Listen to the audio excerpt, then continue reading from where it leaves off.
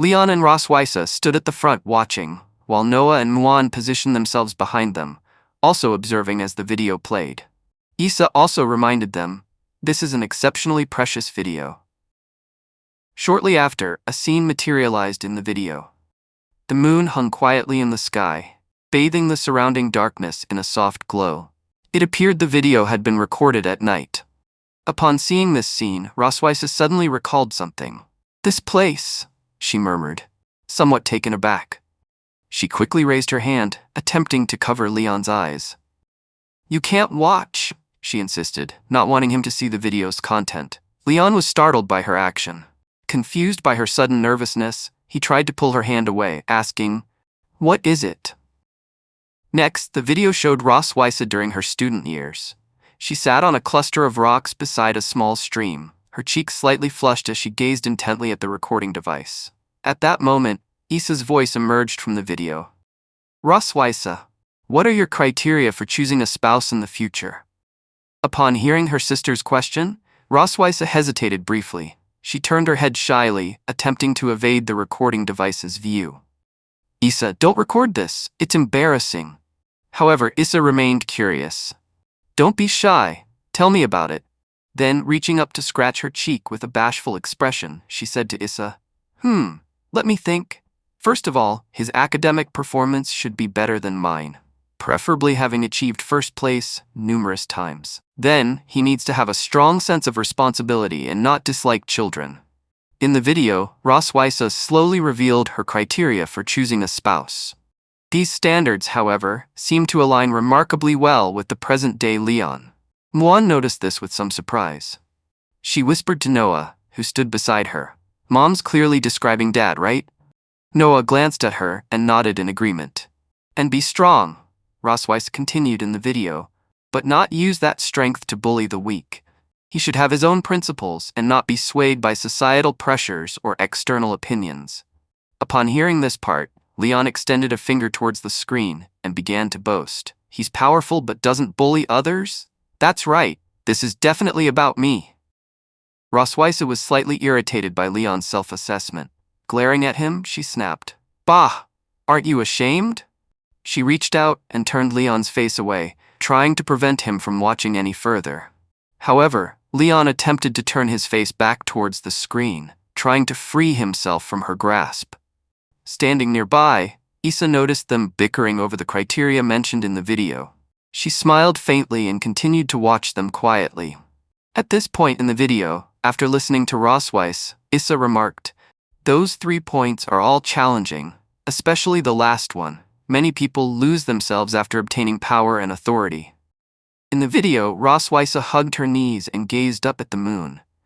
The moonlight seemed to respond, gently enveloping her figure. Her eyes shone brightly, brimming with hope for the future. "Who knows, but if such a person doesn't exist, I wouldn't want to force myself into marriage. If I do get married someday, I will only marry someone like that." Then, Issa turned her head towards the recording device and offered a very endearing smile, seemingly directed at her future husband, expressing her firm resolve. Leon was instantly captivated by the smile on Issa's face in the video. His eyes widened slightly, and his mouth fell open in surprise. He stared blankly ahead, Issa's words still echoing in his mind. Then, Leon's face slowly flushed red. He had just realized Issa had been describing a husband exactly like him. He quietly turned his head to look at her and stammered, "So, I'm perfect in your eyes?" Issa immediately averted her gaze, avoiding Leon's eyes. Unwilling to admit he was the ideal husband in her heart, she explained hesitantly, trying to mask her current emotions. That was just something I said offhandedly when I was young." Noticing Issa didn't want to answer directly, Leon smiled inwardly. He nudged her lightly with his arm and teased, I know, you don't have to be so bashful."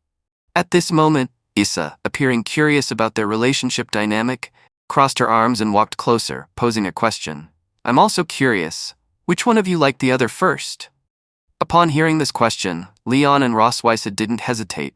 They simultaneously pointed at each other, declaring in unison, "She liked me first." "He liked me first." Issa was highly dissatisfied with Leon's answer, She shot him a threatening glare and demanded angrily, "Do you dare say that again?" Leon sensed her anger. He nervously glanced aside and immediately decided against repeating himself, wanting to avoid Rossweiss's potential retaliation. He had to revise his statement. Leon quickly thought about what to say. Then, slowly raising his hand, he explained to Issa with a look of feigned helplessness. "Ah, well, she liked me first, but I initially ignored her. Later, I regretted it and started liking her instead." Rossweisse closed her eyes and nodded, quite satisfied with his revised explanation. She whispered, "That's more like it." Watching the interplay between Leon and Rossweisse, Issa found it highly amusing. Resting her chin on one hand, she regarded them with a smile. "Indeed, your bond is very strong." Leon and Rossweisse immediately turned their heads away, avoiding eye contact.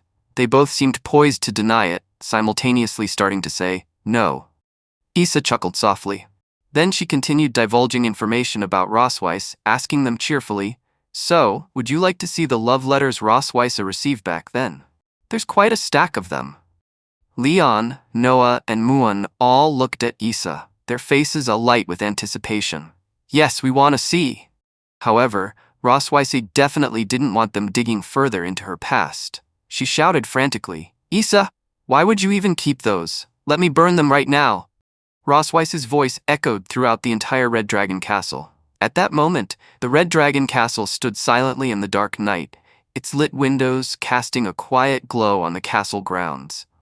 They had experienced a day filled with both harmony and boisterous fun. After their chat with Issa concluded, Leon and Rossweisse walked towards their room together. As they reached the door, Rossweisse sensed that something about the room seemed unusual. Leon, slightly puzzled by her abrupt halt, asked, "What's wrong?" Inside, a bathtub was filled with steaming hot water, with rose petals sprinkled on the surface. On the bed, numerous roses were arranged meticulously in the shape of a heart. The room's overall color scheme was dominated by red, and red candles flickered beside the bed, serving as decoration. The entire ambiance strongly suggested a romantic setting, prepared for a couple. Seeing this elaborate arrangement, both Leon and Rossweisse froze. They stared at the scene before them in astonishment, silently thinking the same thought. "What is going on here?"